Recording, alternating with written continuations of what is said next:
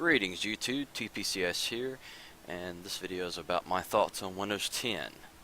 First thing I want to address, Start Menu Search Infrastructure. It's not bad. Microsoft claims it's the best of both worlds, combining Windows 7 Start Search Menu with Windows 8 Live Tiles and Apps. Overall, they did a pretty good job. It's fairly competent. For example, I have Chrome installed, so that's the first application it pulls up. Launches lightning fast, whatever. Does the trick. If I wanted to find VLC Media Player, type VLC and there it is. It just works. There's a few things that it brings up a weird little question mark. Whenever I type the word mouse in Vista 7 and Windows 8 with the classic shell in the Start Search, before it would give me an option. Someone talks about changing your mouse pointer speed. Well, in here it doesn't give you anything like that. I'm not really sure what to think of it yet. Almost similar result with the word sound, but it brings out the voice recorder application, which does just fine, does what it says it does. Self-explanatory. So, not bad. If I wanted to find one of my classic games that for some reason the shortcuts got deleted and I'm trying to find the original .exe files, for example, I love the Medal of Honor games back in 2002. When I had my very first pre-built PC. I typed the word metal, and one of the very first options pulls up Medal of Honor Limited Edition, which was made and launched in 2010. Then you see the more classic older ones, Spearhead, Breakthrough, and then the Allied Assault, which was the original, if I'm not mistaken. So not bad. And then you got your web searches and all that built in. The web searches being linked to your local file searches does not seem to slow the system down. I'm running a 4790K Intel Devil's Canyon processor, overclocked to 4.5 GHz, R9 280X Sapphire video card, 16 gigs, 2 sticks, total of 2400 MHz RAM, Samsung 850 EVO 500 gig SSD, 2 3TB hard drives, and 2 5TB hard drives. One of each is internal, one of each is external. But overall, Start Search, fairly competent. Moving on, Cortana and the other apps. Cortana, obviously Microsoft's aim at competing with Siri from Apple and Google Android's OK Google, digital assistant voice search meal deal, as I like to call it. Pretty smart, pretty competent. Hey Cortana, find the nearest Mexican restaurants. That's what I wanted to see. Show an actual picture, shows a full list of them, your Yelp and possibly other sources of ratings, stars, the dollar signs and all that, good jazz, big maps. Pretty good, pretty quick, good deal. I'm not an apps guy. I really couldn't care less about them unless I'm on my smartphone, but I do use a few of them on my PC. For example, alarms and clock apps. Just does exactly what it says. It's an alarm, it's a clock, and it's worked every single time without fail. As long as my computer is turned on, it's worked. So, world clock, timer, and stopwatch, all self-explanatory. It's a fast app, it's solid, stable, it just works. Calendar app. You can set it to just about any viewpoint, day, week, month, you name it. Microsoft account. Is it required to use Windows 10? I wanted to squash this myth. There's some people out there who think that they can't get around this, and I don't blame them. I googled it, and this is one of the first sites I came to, baldnerd.com, blah blah blah. Saw Windows without a Microsoft account, and it gives you a little screenshot. You can click on them that can easily explain. So when you're setting up the Windows installation, right, whether it's an upgrade or whether it's a clean install, and you're rebooting after the initial install and you're setting up your rest of your operating system in a whole meal deal, right? You click on create new account and then sign in without Microsoft account. This is, I believe, extremely similar to the Windows 8 and 8.1 setups wizard. Don't quote me on it, that's what I remember. Anyway, there you go, there's your answer. If you don't want to be signed into a Microsoft account, you want to use your computer.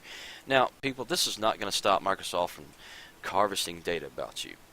Yes, it makes it easier for them to harvest data, about you when you're signed into your Microsoft account every time you use your computer, no matter what you do, just about, especially if it's online. But them, just like Google, just like anybody else, can harvest your data anytime you're connected to the internet. Quad snapping. It's simple. In my opinion, Microsoft hit a freaking home run. I absolutely love it. It is a godsend. For me, I'm a basic power user. I call it quad snapping because you could snap it in all 4 corners. You could do this multiple ways. You can use the good old-fashioned left-click drag option where you can drag it to the corner, drag it to the left center-ish, drag it to another corner. Well, I didn't really do it right that time. Etc. Or you could hold what's the Windows logo button on your keyboard. I'm going to call that the start button from here on out. Hold the start button, use your up and down, left, right arrows.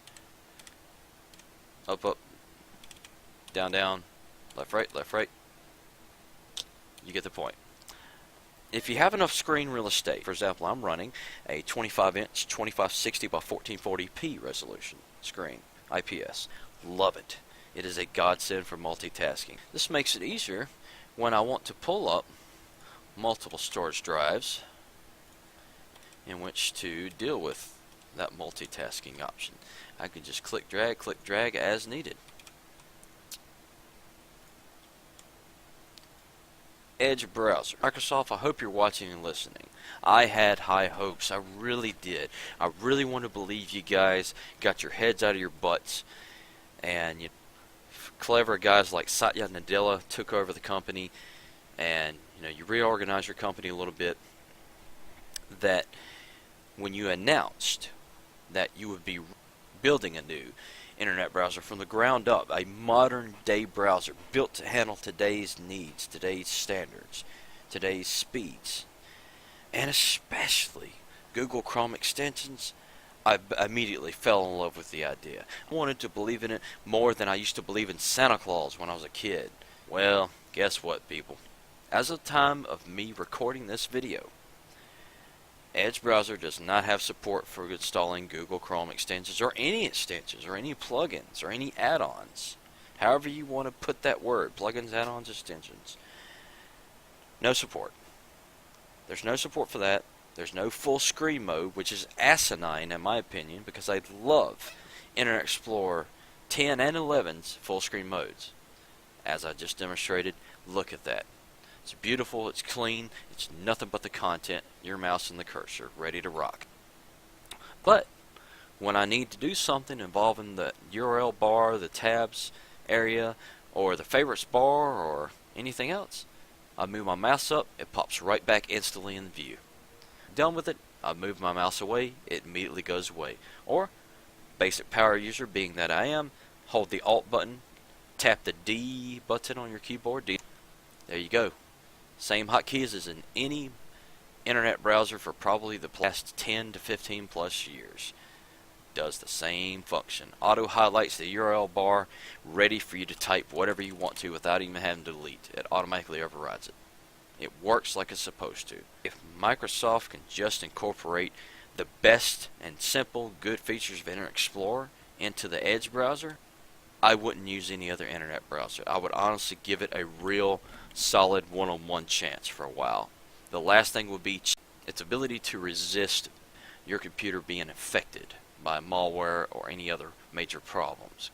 Because let's face it, it doesn't matter how advanced of a PC tech you are, your browser is pretty much the tip of the sword involving what's between your computer and your modem and on down the line to the internet, to the interwebs. If your browser lets the problem past it, do a clean install, restore from a system image backup, whatever. Time will tell if the Edge browser is solid, stable, and secure enough. Nothing's perfect, it doesn't matter to use, that's the facts of life, but time will tell. The other thing that really gripes me is when you go to this little hub, which is a 3-dash line towards the top right hand corner of the whole meal deal, shows favorites, reading list, history, and downloads. Under the downloads part, yes, you can click open folder towards the right, and for some reason it's not a priority pop-up, whatever. And when you first install Google Chrome or any browser, by default that browser is set to lead all internet downloads to a downloads folder inside your operating system installed storage drive, mostly the C drive, 99% of the time. This is fine, but guess what?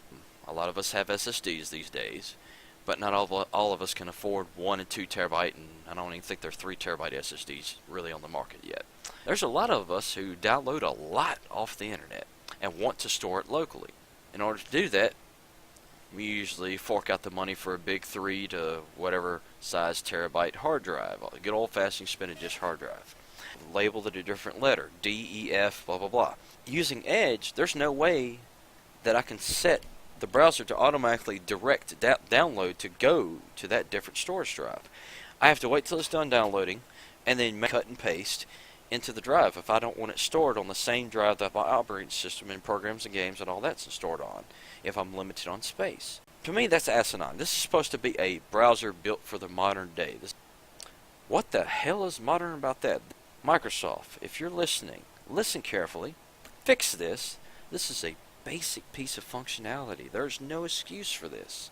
There's no excuse for this. There's no excuse for the no full screen mode. And especially, there's really no excuse for promising people that you will allow Google Chrome extensions to be installed into the browser and you're past the tech preview build phases. I can understand that this is another build, build 10.440 or 640 after the build 1040 was the most recent, I think. But there's no excuse for these 3 problems. So until then, the only times I'll use the Edge browser is for experimental purposes. Otherwise, I'm stuck using Google Chrome. Tried and true. System maintenance protection, automatic updates, and my thoughts on others' complaints about Microsoft harvesting data. Alright, first part.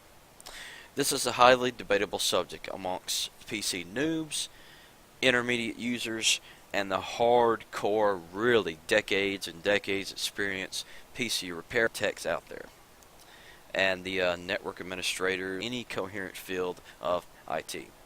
I keep it simple, but I accept the fact that regardless of what software I use, there's always a chance my system will be eventually infected. Even if I never visit any bad sites or sites that seem like they may be bad, it is always a chance it can be infected. It's just like there's always a chance when you walk outside your door to go to work that, you may not see something slippery on the ground. You may slip, fall, and break your neck. That's life. There's always a risk. Get over it. Either use it or don't. So, I keep my needs simple. I do the same thing I've always done with every version of Windows since the XP days. I create a toolbar folder so I can cram as much as I want on there. One-click access to all the stuff I normally use. And to the point here, I specifically deal with making a folder, calling it Mechanic, because that's what mechanics do. They troubleshoot, they fix things. Shortcuts to all the stuff that makes sense to me. CCleaner, self-explanatory to most people, tried and true. Google it if you're not sure. There's a free and paid versions. They work. Helps keep the crap out of your machine. Create a recovery disk. Now I know in Classic Shell in Windows 8, Classic Shell Beta in Windows 10, as well as Vista and 7, when you type in create a system repair disk or recovery disk, it depends on the operating system how you would need to word that it will lead you to that same place. Creating a physical disk, put in a blank disk in your burner drive, and it creates basically the same thing that'll let you go into recovery mode or repair mode or get you to advanced recovery options. You'll see a blue background screen. You'll know you're in the right place when you use it to boot up from that disk. Disk cleanup, self-explanatory. Malwarebytes, tried and true, just like CCleaner, does what it says. It's an anti-malicious software program. Network, short, sweet, and simple. One-click access to Network Sharing Center. Optimize SSD, obviously I renamed that. That's the defrag and optimize tool. And I stay on top of that, and I have mine set to off, because I like to run it when I want to run it. Sound system imaging, that's the same thing as file history that you find in your old-fashioned control panel, which leads you to the same options involving backing up your computer, whether it's manual backups, letting Windows handle it in a semi or fully automatic fashion, or system image backups. I do both actually, but whatever. Bottom left hand corner, then you go to create system image. You can also create a system repair disk, which is similar to a recovery disk. It lets you get to the same place in the end. Recovery options. Automatic updates. A lot of people are really up in arms about this one. I'm talking torches and pitchforks ready to storm Microsoft in Redmond, wherever that place is, especially the power users. And I don't blame them much, especially people who have NVIDIA brand video cards recently.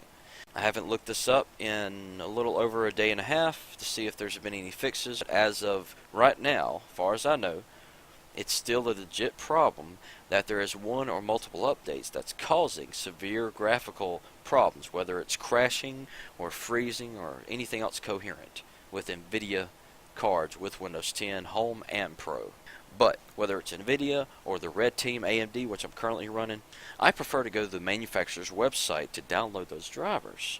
This makes most sense to me. After all, they made the GPU, not Microsoft. Trust Microsoft when it comes to my LAN drivers within reason. They're usually pretty good about giving me drivers that are stable and work just fine. But when it comes to my video card, if there's drivers that need to be downloaded, that must be, I'll go to the manufacturer's website for that. Problem is, these are automatic, and allegedly no way to disable automatic updates, meaning go back to the good old days where you could select, okay, check for updates, but I decide when to download them, things like that.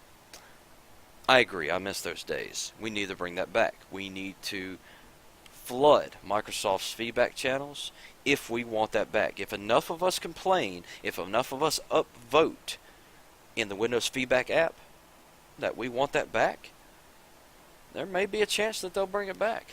It's all about quantity, and it's all about everybody banding together, telling him to fix what he screwed up. Can you disable automatic updates? I don't know. I've looked this up. I've tried a few Windows Registry adjustments. In my opinion, I think Wendell or Kane from Tech Syndicate may know how to do it. Check out techsyndicate.com, their forums.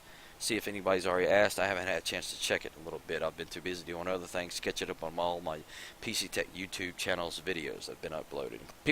Other people's complaints about Microsoft harvesting data. Let me tell you something, y'all. This is a reality check. Whether you like it or not, whether you agree or not, that's your choice, your problem, whatever.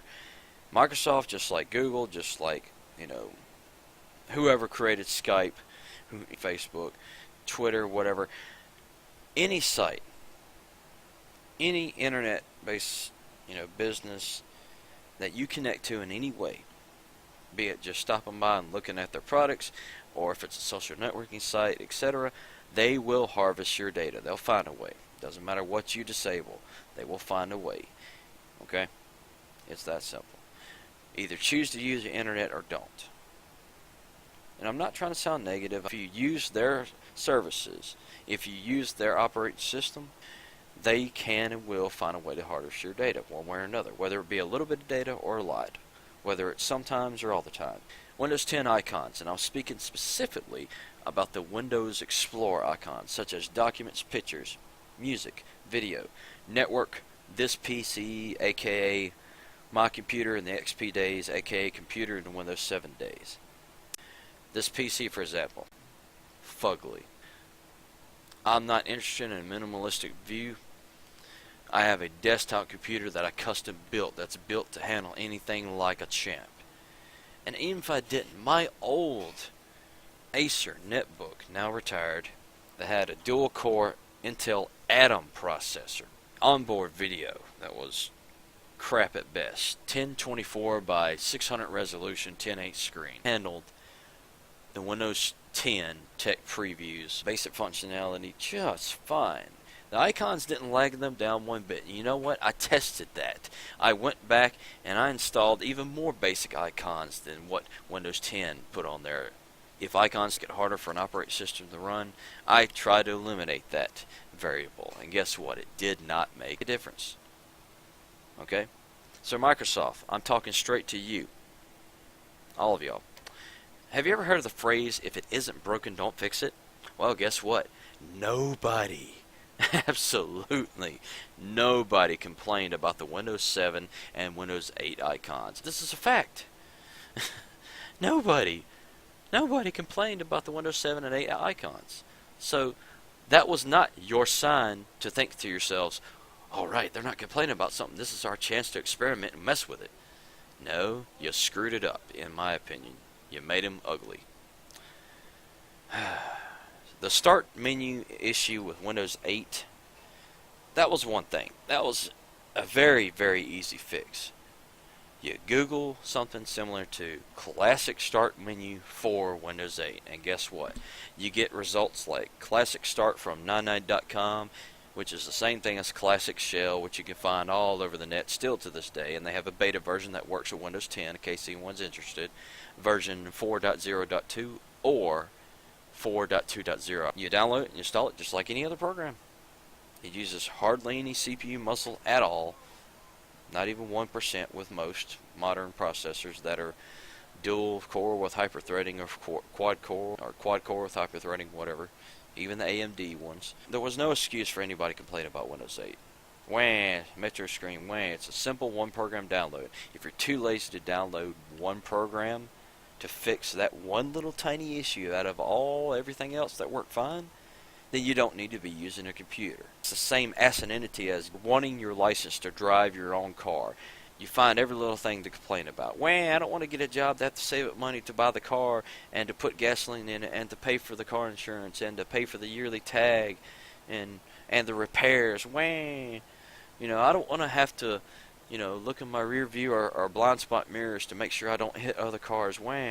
It's the same petty, asinine complaints. Get over yourself, people who complained. First thing I did when I upgraded to Windows 10 is I googled Windows 7 icons, and I didn't have to download a pack per se, but I found a few packs. I found a few individual ones, saved them as .ico files, which is what I think that what they are by default, and I just took the ones, matched them up, and replaced the ones to get it back to Windows 7/Windows 8.1 style. And I'm back to my happy little world. Next thing, stability, graphical issues, system freezes, input lag. A couple of times I've had a little bit of stability issues, a little bit of lag.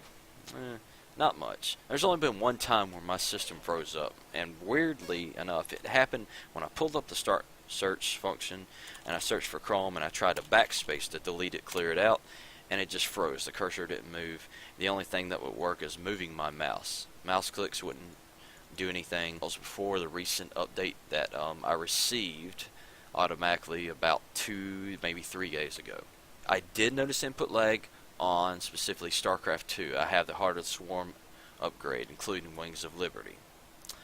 So that drove me nuts. I will ensure in every way that VSync is disabled. I refuse to play any game if I have input lag.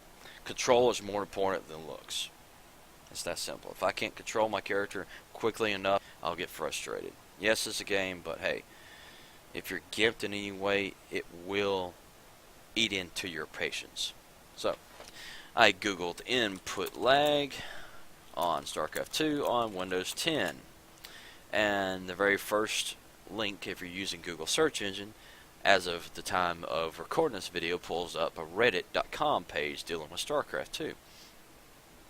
And you see a good chunk of options here that you can deal with. First thing I did was I disabled the game DVR functionality in the Xbox app. It's an app I don't use, I don't care to use. The closest thing I'll come to using an Xbox app is maybe using Kdenlive, which was formerly Xbox Media Center, XBMC, which is its own, I want to say, open sourced operating system. Just in case anybody doesn't know how to do that, I'll go ahead and demonstrate. Start search, push that start button on the keyboard, type in Xbox, pull up the Xbox app. If this is your first time launching it, obviously you'll be greeted with the typical welcome screens, just like with any new program, blah blah blah. Click your next button, blah blah blah, all that crap. Okay, so you go to the bottom left, there's a settings cog. Obviously click that. Towards the top you see settings in general, right underneath a little bit, and there's the game DVR app just to the right, or the button you push. And I've already turned mine off, so there you go. You click it, turn it off, it's done. I recommend restarting the game after you get finished with that for the setting to take effect, to guarantee it does, or maybe even rebooting your computer. And it seemed to eliminate it for the most part. It made the game playable enough for me again. Enough to the point where I wasn't pulling my hair out and smashing my head against the adamantium wall. I'll go through the rest of these later, but there's the website. Pause the video, read it, copy, paste, whatever. Multiple virtual desktops. and a possibly improved Alt-Tab GUI experience. I'll start with Alt-Tab first. Pull up just my desktop, hold Alt, tap Tab, and there it is. Basic, simple, it's been around for ages, since I want to say before the XP days. I love this Alt-Tab version. Much better than the Windows 8. Even when I had my 1920 by 1080p screen that was a 23-inch, and even now with my 1440p 25-inch screen, or even both on 100% scale settings, regardless of which monitor I've used, with Windows 10, this installation, that Alt-Tab screen has looked just like that, looked just fine. It's big enough to where I can see what I'm doing, but it doesn't take up so much of the screen that it's annoying, like the Metro screen from Windows 8. But unlike this one, Windows 8's Alt-Tab little windows or screen, regardless of the visual effects of Windows I have set, it's a much tinier, and it's a little bit more difficult to view and see what's going on. To each his own, your eyesight may vary, your mileage may vary. Good job, Microsoft. That's one of the few things that I don't think anybody really requested much of. I could be wrong, but hey, you took a gamble, you made it better. Good job. Multiple virtual desktops, finally. I'm not real big on them, don't get me wrong, but hey, it's cool, it's a nice idea, it's nice to have. Linux operating systems have had this feature for years, probably well over a decade, who knows. And I know the Apple operating system world, OS X, I want to say since either Snow Leopard or maybe the version newer than that, has had it since then. They call it Mission Control, I do believe, which is still pretty cool.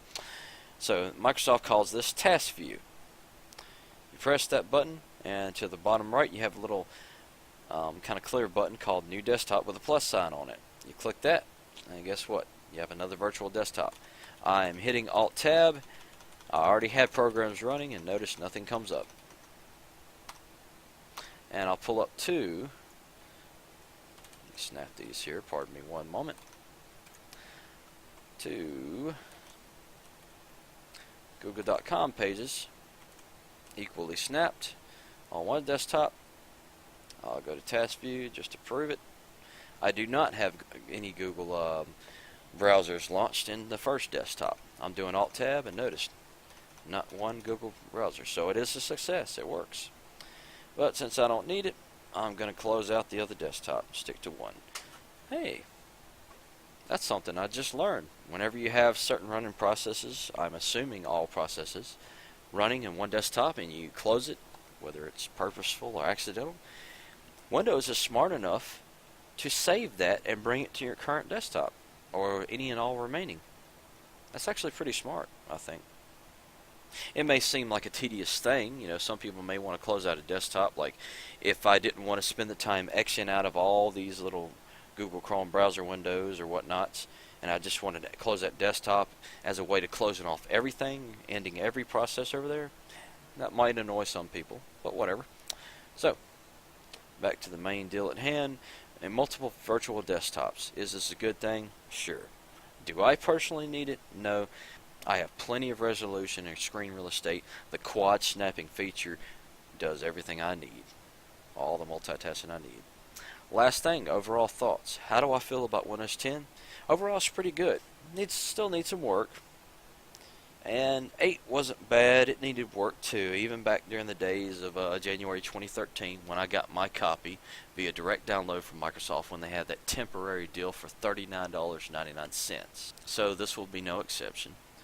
Let's be a little patient with Microsoft. Let's give them a little time to fix the problems. Microsoft Edge can just get just full screen mode and the ability to install Google Chrome extensions only. If that's all they did to it, I could deal with it. I could be happy.